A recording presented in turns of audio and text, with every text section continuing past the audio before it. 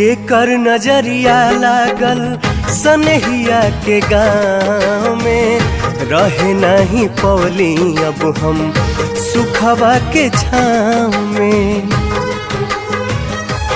हाँ, के कर नजरिया लागल सनहिया के गाँव में, रहे नहीं पौली अब हम सुखवा के छाँव में। पूछतानी बतिया हम तो, पूछतानी बतिया हम तो, सिरवा नवाई ये विधाता हो।